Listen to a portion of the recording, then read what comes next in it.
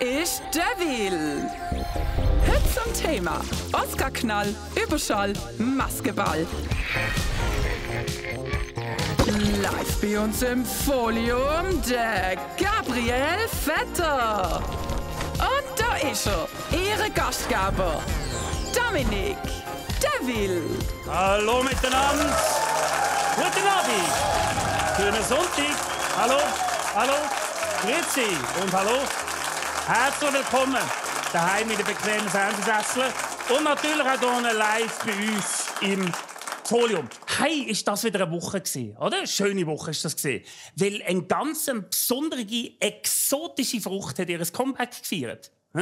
Ja, richtig. Es war Ohrfeigen-Saison diese Woche. Hey, vergessen Bärlauch, aber jetzt gibt es nur noch Ohrfeigenpesto. Und wer hat die grösste Ohrfeige bekommen? Richtig. Unsere Frühlingsgefühl. Was soll das Wetter bitte? Da macht man sich schön bequem auf der Dachterrasse mit Drinks, Sonnenbrille und Ohrenfeigen-Pesto. Und dann das Wetter kommt so. Bam, was für ein Wetterumsturz. So kalt, wie es geworden ist, ist es eigentlich nur in Putins im Herz. Ja? Wenn er verliebt ist. Ja.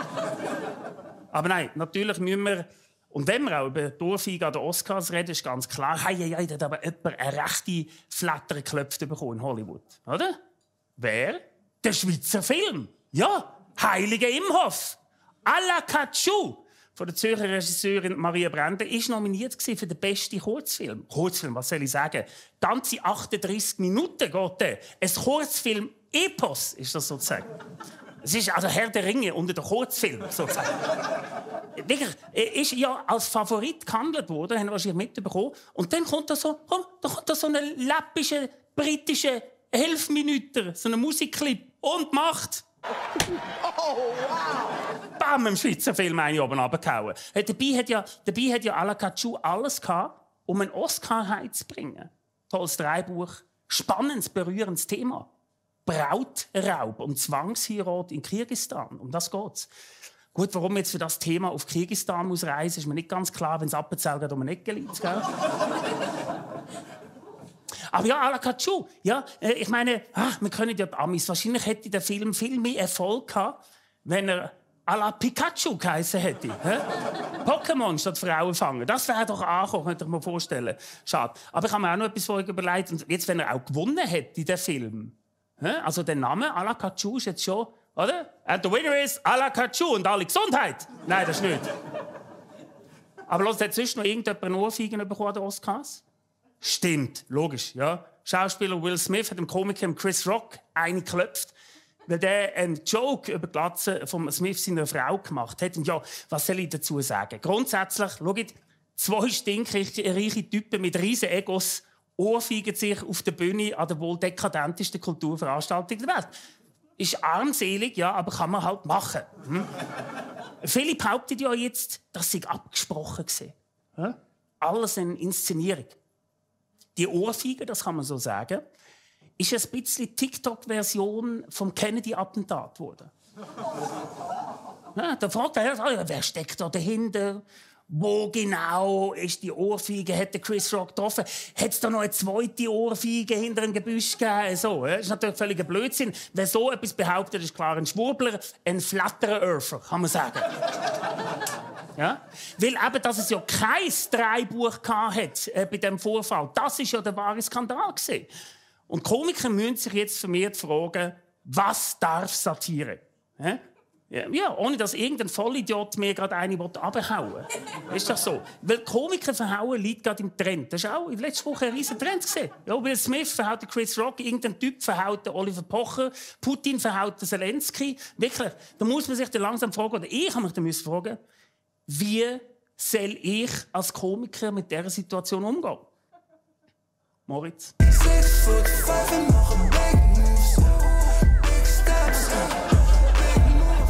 Ich darf ihn kurz vorstellen, das ist der Moritz.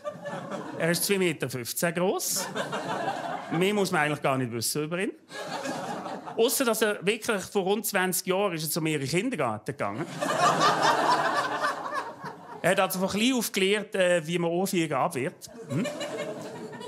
Apropos Kindergarten, was ist eigentlich sonst noch passiert diese Woche?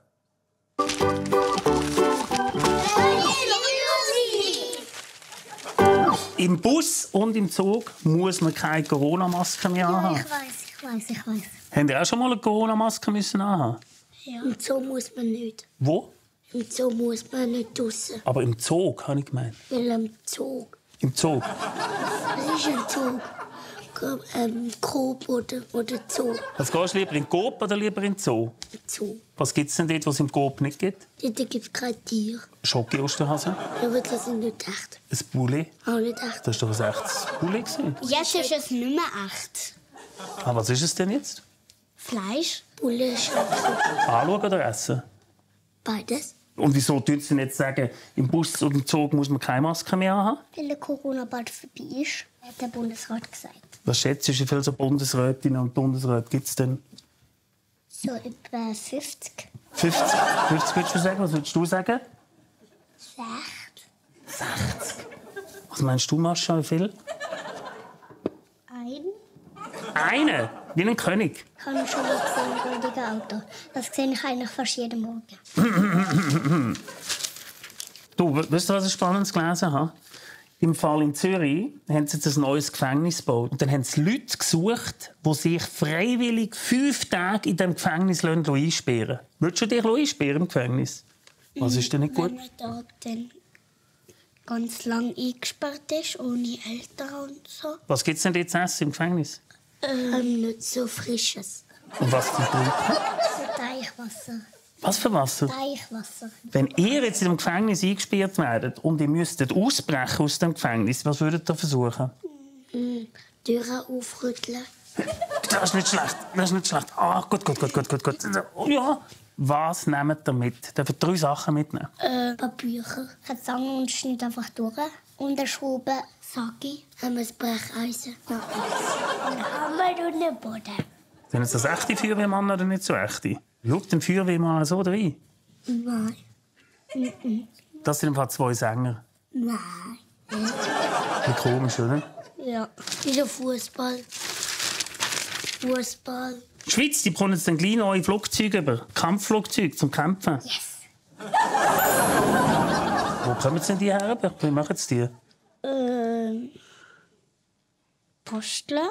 Schrauben und Nägel. Jetzt haben sie überlegt, ob sie die echt könnten auch mal auslehnen könnten, jemandem, der die braucht. Was meint ihr? Sollte man das machen? Zeug auslehnen, neues Zeug? Nicht so viel, weil ich dann kaputt gehe. Einmal habe ich der Hanna etwas ausgeliehen. Was denn? So ein kleines Äffli vom Zürich Zoo. Vielleicht sollten wir ja einfach Äffli kaufen vom Zürich Zoo, ganzen Haufen statt Kampfflugzeuge und die auslehnen. Aber dann hätten sie auch mit denen gespielt und gekämpft. Weißt du, was ein Schleudersitz ist? Ja.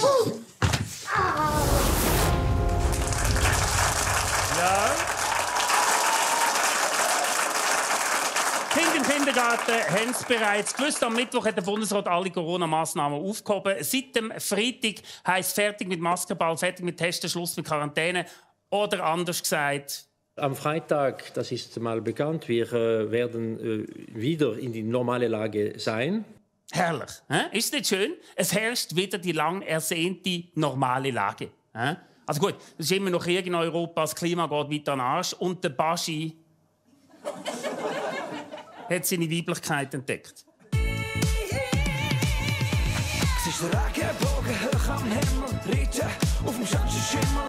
Oh yeah. Ja. Jesus Gott. Schnell wieder ein Lockdown für Basel, bitte, würde ich sagen. «Live Your Life» singt der Baschi seiner neuen Single. Und auch der Bundesrat einfach so, hey, jetzt, live your life. Ja, machen doch alle, was ihr wollt, ab jetzt. Ohne Test, ohne Quarantäne, ohne Maske, meinetwegen ohne Hose. Ja. Im Fall von Herrn Berset auch ohne Haar. Aufpassen, Jokes über Glatzen, sonst... Oh, wow! Aber mit der Massnahme sind auch unsere Helden von der Covid-Taskforce verschwunden. Ja. Nach genau 100 Folgen Taskforce am Dienstag hat die sich still und heimlich aufgelöst, letzte Woche.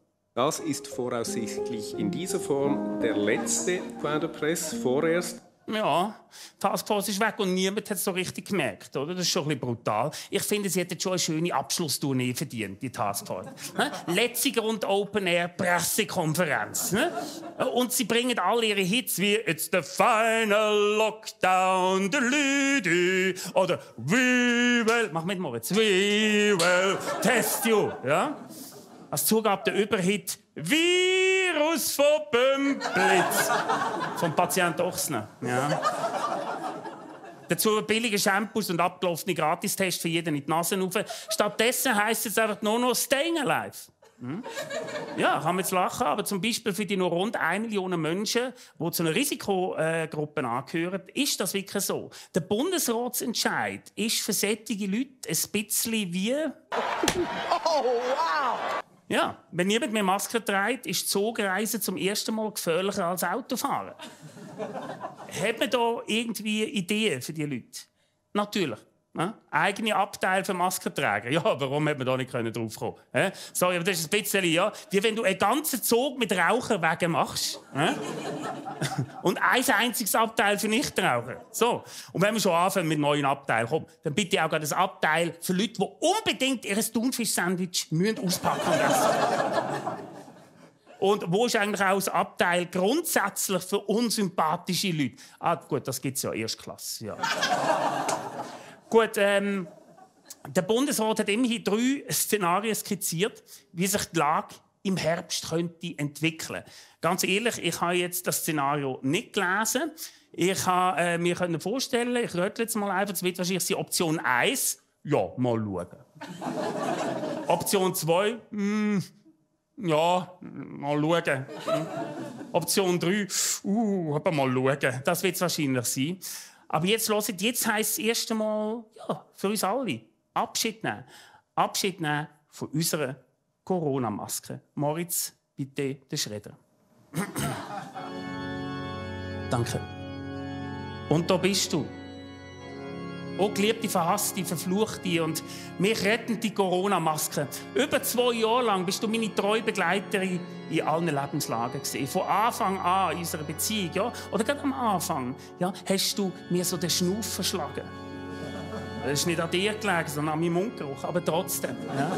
Wie oft, liebe Maske, hast du mich ins Schwitzen gebracht? Shit, Maske vergessen, ich muss noch mal zurück. Wer könnte es nicht?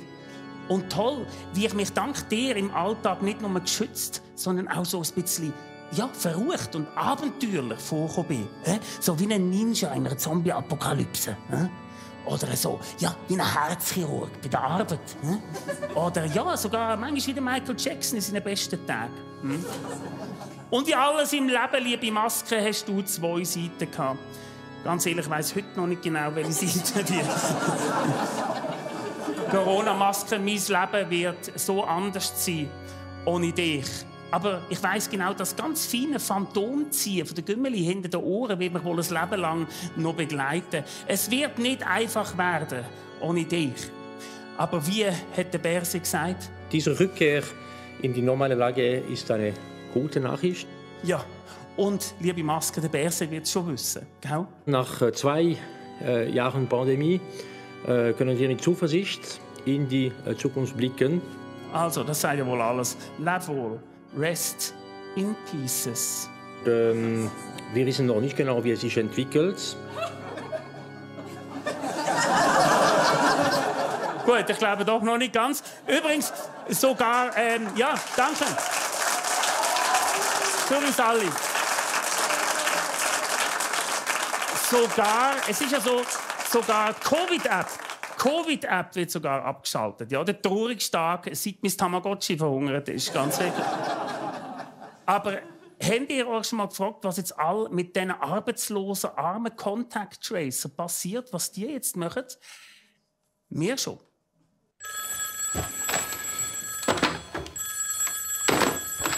Sali Bruno, du, ich hätte jetzt hier die Liste von den Leuten, die in dieser Bar waren, mit dem Positiven. Hast du mir deine Mailadresse? Ich arbeite oldschool. Kein Technik-Schnickschnack. Ausnahmsweise, du kannst es mehr. Faxen. Gut, und dann tust du einfach jedem Einzelnen und jeder Einzelnen anrufen. Keine Angst, ich habe meine eigene Technik. Geht dieser Sache auf den Grund. Nein, Bono, nicht wieder übertreiben. Ja, einfach wirklich jeder anrufen und einfach schnell die Information geben. Keine Zeit, die Spur weggehalten.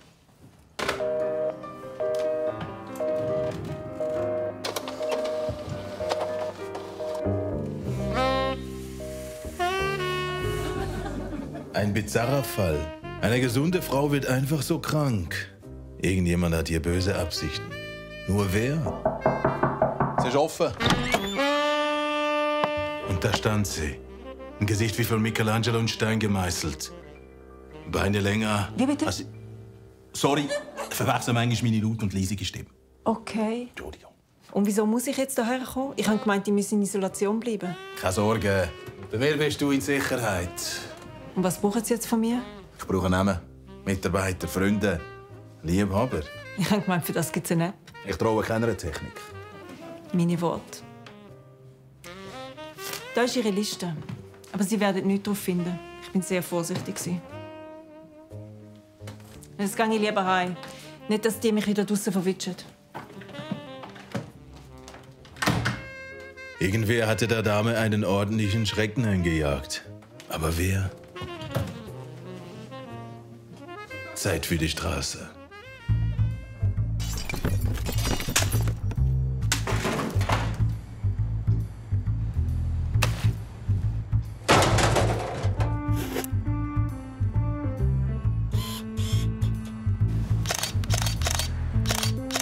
Sorry, kann ich helfen? Es macht noch keinen Sinn. Ich brauche mehr.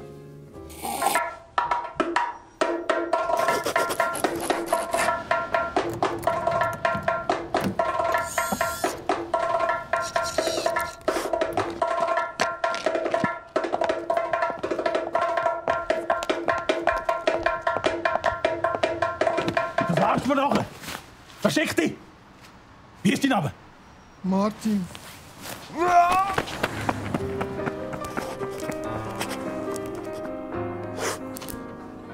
Niemand will reden. Wie zum Teufel kann sich diese äußerst vorsichtige Frau angesteckt haben? Es sei denn, sie lügt. Ich traue keiner Technik. Meine Worte. Ich bin extrem vorsichtig. Vorsicht.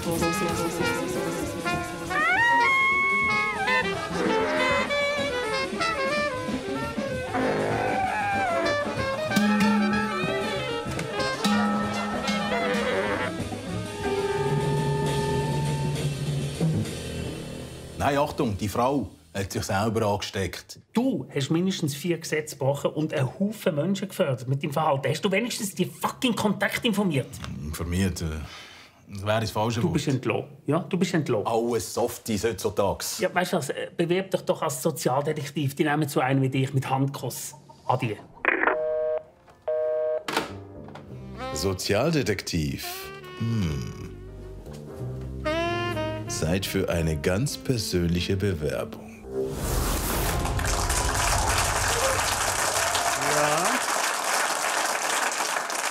Wer jetzt denkt, mit den Massnahmen verschwindet auch die mühsamen Schwurbler, der hat leider falsch denkt. Im Wallis sitzt wirklich seit 2 Wochen sogar ein waschechter QAnon-Anhänger im Gemeinderat. Viele Wählerinnen und Wähler haben dort wahrscheinlich gedacht, QAnon? Du, egal, Hauptsache niemand von der SP, gell? Ja. Zu erinnern, QAnon, das ist die antisemitische Verschwörungssekte, die denken, dass der Bill Gates Kinder töten, um denen ihr Blut zu trinken, damit er jung bleibt. Logisch, aus dem Grund sieht auch der Bill Gates noch so jung aus und nicht etwa wie eine 200-jährige Schildkröte. Gewählt wurde ist der Typ übrigens im Walliser Dörfli Bitch. Ja, das Dörfli gibt es wirklich in der Nähe der Fabrik. Wahnsinn, oder? Das englische Fluchwort als Schweizer Ortsname. Nach der Wahl von dem Typ sollte das Dorf jetzt eigentlich Crazy Bitch heißen, würde ich sagen. Was wird der neue Gemeinderat als erste Amtshandlung wohl machen? Das Gemeindehaus stürmen und das Bitscher Dorfschild klauen, vielleicht? Vielleicht annektiert er ja auch den Aletsch-Gletscher. Ja? Und dann wird Aletsch-Gletsch-Bitch, das Dörfli. Weil neu haben sich die Schwurbler auf die Seite von Putin geschlagen. Zum Beispiel bei den Freiheitstrichlern in der Gruppe von 5.700 Abonnenten, also eine recht große Gruppe, wird behauptet, dass die NATO vor mehreren Wochen eben die Republiken Luhansk und Donetsk beschossen haben. Und das ist einfach Quatsch. Ja, bei den Schwurblern heisst es eben, ja, also der Putin ist auch nicht schlimmer als ein normaler Grippe. Also die Leute in der Ukraine, die sterben nicht wegen Putin, sondern mit dem Putin, ja. Die Schwurbler sind wirklich die einzigen Freunde, glaube ich, die der Putin noch hat. Und die hat er auch nötig. Es wird einsam auf dem Spielplatz. Auf seiner Seite stehen höchstens noch der Schröder, Bolsonaro und die Weltwochengang. Die ganz Crème de la Crème, kann man wohl sagen. Also alles Leute, die reich, weiss und uncool sind und Prostata-Beschwerden haben. Es ist schon sehr schräg, weil 2 Jahre sind die Leute ja in der Schweiz auf die Strasse gegen einen vermeintlichen Diktator gegangen und jetzt gehen sie auf die Strasse für einen richtigen Diktator. Ich glaube, Schwurbler haben einfach jeden Tag Gegenteiltag. Heute ist Gegenteiltag. Heißt das, du weißt gar nicht, was das ist? Junge, da hast du was verpasst. Ja, einfach alles anders machen als die anderen. Hauptsache unlogisch und gegen den Mainstream. Ich meine, gegen was sind sie echt, wenn der Krieg vorbei ist? Gegen Pizza Hawaii? Gut, das könnte ich jetzt noch verstehen. Ja, da würde ich noch. Wobei, habt ihr gesehen, was es seit ein paar Tagen im Kühlregal gibt? Schaut mal, das da. Wirklich? Hey, QAnon-Leute, ihr habt Angst vor Kinderblut trinkenden Politikern, das ist eine Fischstäbli-Pizza. Ja? Aber gehen deswegen auf die Straße, werden deswegen Regierungen anzweifelt? Nein, natürlich nicht. Ich frage mich, wo bleibt eine Taskforce? Keine Ahnung. Aber kommt, vergessen wir die paar Schwurbler. Komm, solange die sich alle im Bitch treffen und Fischstäbli-Pizza zu fressen, ist ja gleich. Aber was macht man, wenn man einen Schwurbler im engeren Umfeld hat? Ja, die Tante, die Brüder oder jemand sehr nahe. Zum Beispiel der eigene Kameramann. Ja? Sorry, Stefan, aber man muss sich auch mal outen. Gell? Wie kann man solche Leute wieder erfolgreich in unsere Gesellschaft eingliedern? Wir haben das passende Team parat. Wiedereingliederungen für Schwurbler. Geben Sie Ihrem Schwurbler eine letzte Chance. Er hat sie zwar nicht verdient, aber Sie, Schwurbler X. Unser versiertes Team hilft bei der erfolgreichen Wiedereingliederung in die Gesellschaft. Wir sorgen dafür, dass Ihr geliebter Schwurbler wieder auf die richtige Bahn kommt. Wir halten ihn fern von ungesunden YouTube-Kanälen, lärmenden Umzügen, lächerlichen Verkleidungen und auf Wunsch auch vor Kuhglocken. Gefühlvoll und mit viel Verständnis wird Ihr Schwurbler bei der Hand genommen und mit dem konfrontiert, was er am meisten fürchtet: die langweilige Realität. Nein, das ist kein Kinderblut, sondern billiger Rotwein. Nein, das sind keine Geheimzeichen, das ist Französisch. Nein, das sind keine Hohepriester, die den Weltuntergang beschwören, das ist Blé. Und ganz wichtig, die Erde ist zwar zurzeit ein ziemlich abgefuckter Klumpen, aber ganz sicher keine Scheibe. Vertrauen Sie unserem Team und Ihr Schwurbler wird bald wieder der langweilige Opa, Vater, Bruder oder Freund mit normalen Minderwertigkeitskomplexen sein. Genau wie vorher. So ist recht. Und jetzt ganz aktuell, Schwurbler X kuriert neu auch Putin-Versteher.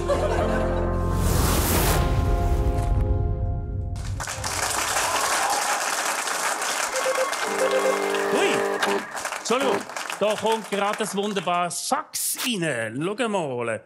Hey, das ist ja wunderbar, das ist grossartig. Habt ihr gewusst, Krieg ist verboten worden? Ja, ist verboten worden. Gut, wenn man es genau nimmt, nicht der Krieg an sich, gell? Als Kampfhandlung, sondern der Begriff Krieg ist verboten worden. Jedenfalls in der Ems Chemiegruppe. Wie Recherchen von der WOTS aufgedeckt haben, ist die kürzlich ein internes E-Mail an alle Mitarbeitenden gesendet worden. Und dort ist mitgeteilt worden: In der Ems-Gruppe wird intern und extern ab sofort und bis auf Weiteres von Ukraine-Konflikt gesprochen. Das Wort Krieg ist nicht zu verwenden. Ja, das ist jetzt aber sehr ungewöhnlich für die Ems-Werk, oder? Und ein bisschen undankbar im Krieg gegenüber. Schlussendlich hat die Firma sehr vom Krieg profitiert.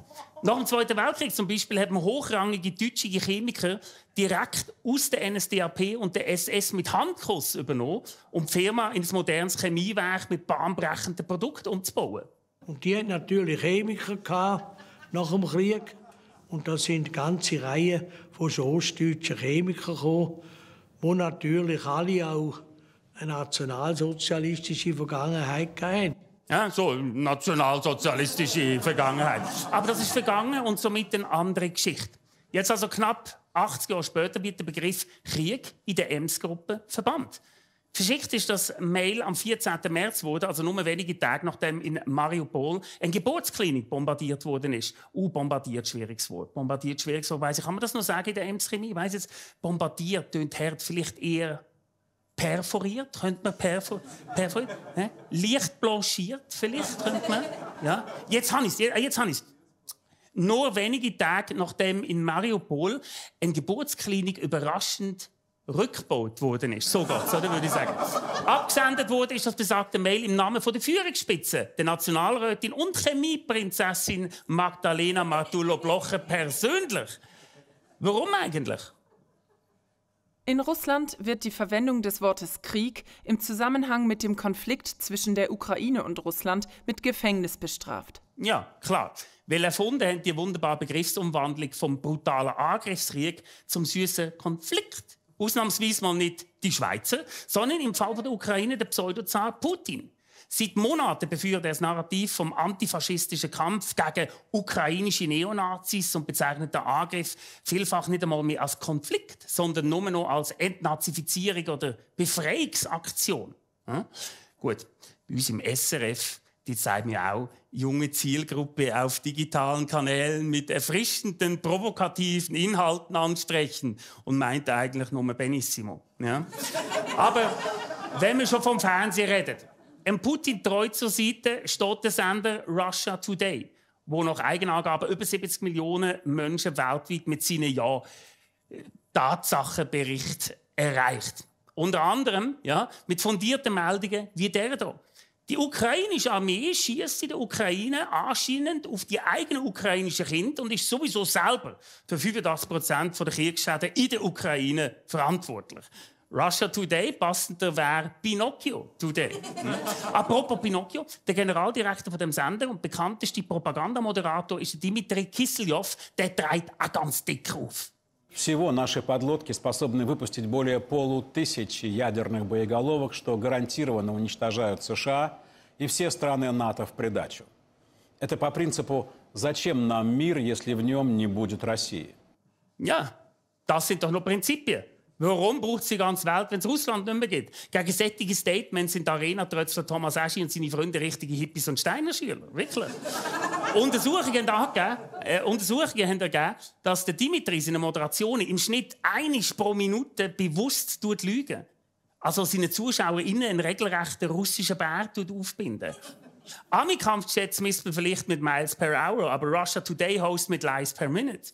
Und mit jeder Zauberlüge, die der Propagandalf Kiselyov auf Russia Today verbreitet, wächst zwar keine Nase, aber offensichtlich irgendwo im Kreml ein Tisch. Bla bla bla. Ui.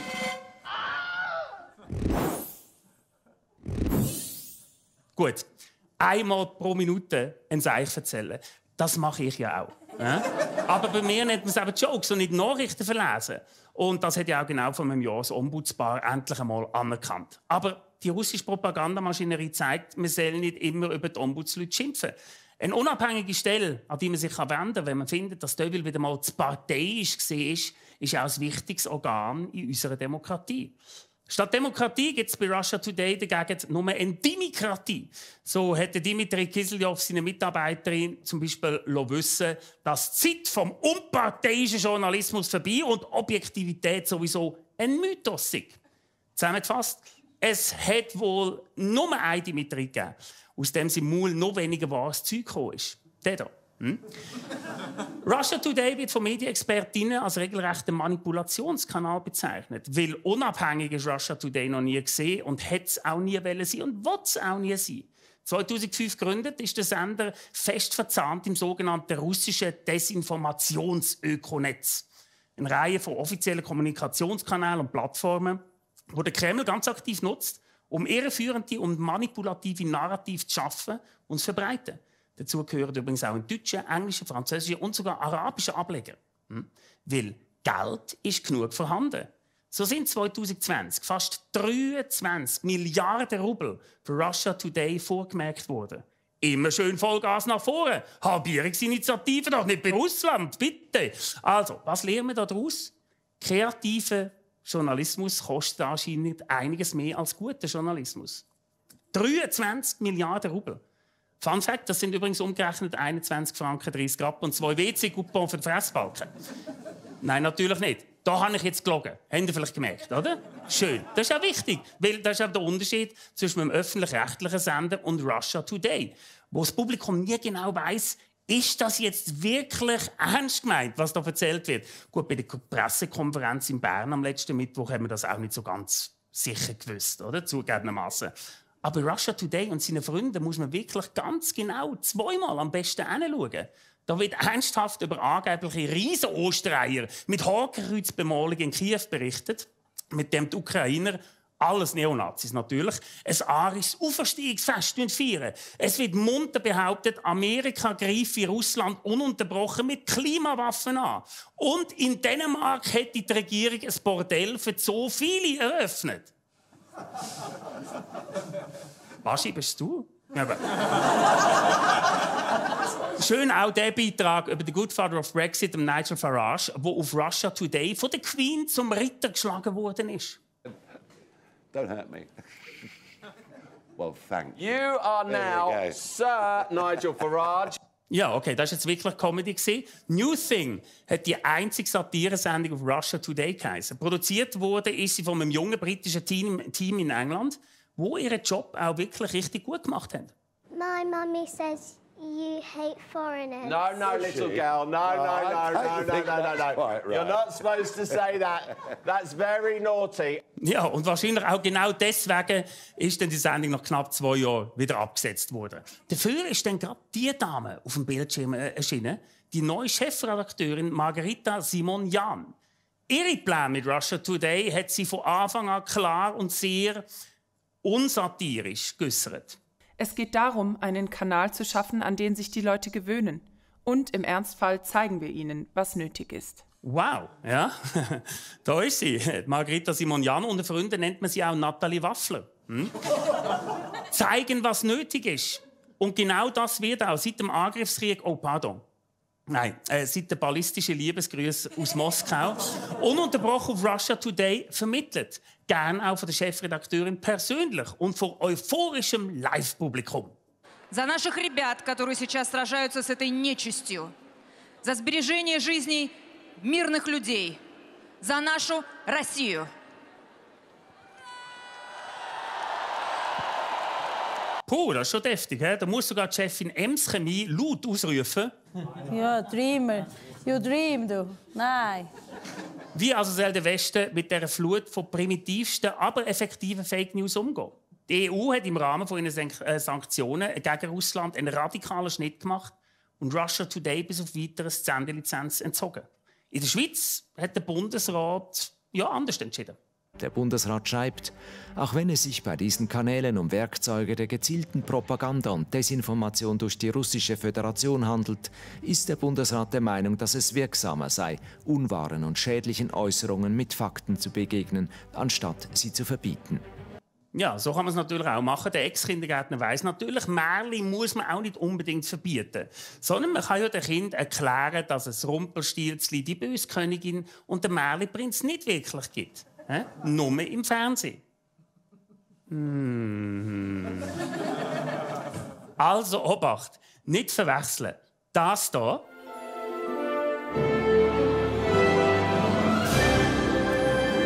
Das ist ein grosses, wahnsinniges Unternehmen, das Fantasy-Geschichten für die ganze Welt produziert. Hingegen das hier.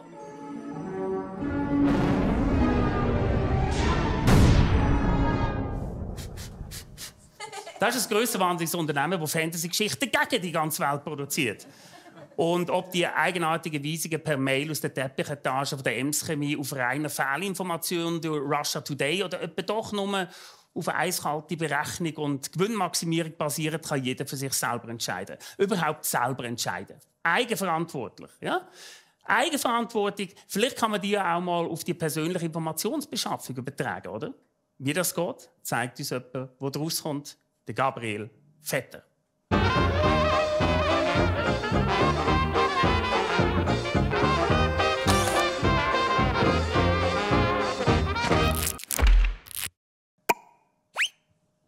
Ja, herzlich willkommen zu Troubleshooting, am Problemlösungsformat von SRF Deville. Unser Problem heute: Fake News. In Zeiten von Krieg und Propaganda kann man sich momentan gar nicht sicher sein, was jetzt wirklich stimmt und was nicht. Lügen und Täuschungen gibt es aber nicht nur in der Politik, sondern auch ganz normal im Alltag. Beispiel: Dein Handy zeigt dir an, dass du nur ganze 5% Akku hast. Und dann denkst du, ja gut, 5%, hey, das lange ja noch locker für ein kurzes Telefonat, für 7-mal Teletext-App aktualisieren und kurz das lustige Video schauen mit dem Babyäffli, das so rückwärts auf dem Säule reitet. Und dann schaust du das Video so an und dann geht's so Baby Monkey, riding on a big Baby Monkey. Und zack, Akku leer. Und du denkst so, was? Es hat im Fall noch 5%. Was läuft eigentlich durch ein Lüge-Telefon? Aber nein, wir werden nicht nur von Menschen belogen, sondern auch von Dinosaurier. Richtig! Der T-Rex zum Beispiel ist der grösste Hochstapler der Welt. Alle haben Angst vor dem T-Rex, weil er sei der krasseste, der gefährlichste, der stärkste Dinosaurier von allen. Aber was haben die Archäologen kürzlich herausgefunden? Der T-Rex ist von der DNA her eigentlich fast identisch mit dem Gallus domesticus. Der T-Rex ist also eigentlich ein Huhn. Ja, liebe Kinder, es tut mir leid, aber jedes Mal, wenn ihr an Ostern Eiertütschis macht, fressen ihr eigentlich die hartgekochte Periode von eurem Lieblingsmonster mit Mini-Ärmli. Glückwunsch! So, zurück zum Thema. Fake News. Alle lügen. Ich zum Beispiel ja auch. Wenn ich amigs mit jemandem gehe käfeln und bei der Verabschiedung sagt er dann zu mir, also, ciao, geil, sagst du ein Gruß daheim? Und ich sage so, ja klar, mach ich. Dann mag ich es manchmal gar nicht. Dann sage ich gar keinen Gruß daheim, obwohl ich gesagt habe, ich sage einen Gruß daheim. Aber hey, führen wir nicht alle irgendwo ein Doppelleben wie ein russischer Spion. Apropos Doppelleben. Habt ihr euch schon mal überlegt, wie verwirrend das wäre, wenn man Zwilling wäre? Stell dir mal vor, du weißt ja nie, wer du wirklich bist, weil irgendwie bist du ein Zwilling und irgendwann findest du raus, dass du und dein Zwilling bei der Geburt vertauscht worden sind und dass du eigentlich gar nicht du selber bist, sondern dein Zwilling. Du lebst also seit 40 Jahren im falschen Körper und all die Jahre hat es gar niemand gemerkt und plötzlich weißt du so, hey, shit, ich bin gar nicht der Rudi, ich bin am Rudi seine Schwester. Fake News sind überall. Was machen wir? Ich habe 2 Lösungsvorschläge.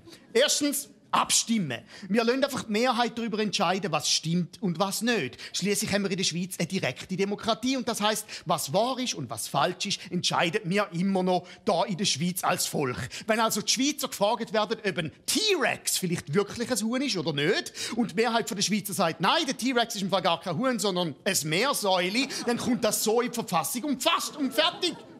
So funktioniert die Demokratie. Zweite Lösung, Lügendetektor.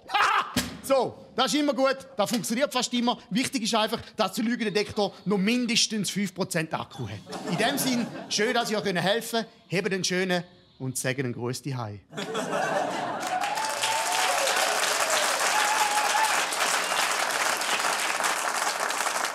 Danke, Gabriel, für den erfrischenden Ansatz direkt aus dem Troubleshooting-Labor in St. Petersburg.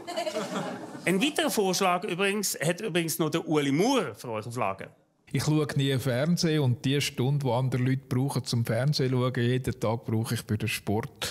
Dann mache ich etwas Gutes und verzichte auf etwas Schlechtes. Ja, so ist recht. He? So, also machen jetzt die Kisten aus und machen alle ein bisschen Sport. He? Zumindest bis zum nächsten Sonntag, dann sind wir wieder für euch da. Unterbezahlt, aber unabhängig. Gute Nacht. Ciao, ciao.